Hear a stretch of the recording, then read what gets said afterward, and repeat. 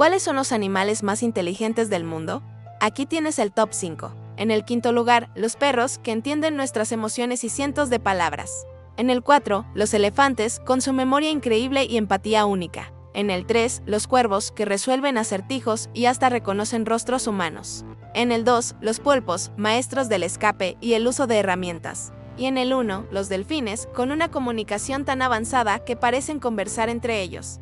¿Cuál es tu favorito? Déjame saberlo en los comentarios. Y dale like si no quieres encontrar una araña en tu almohada.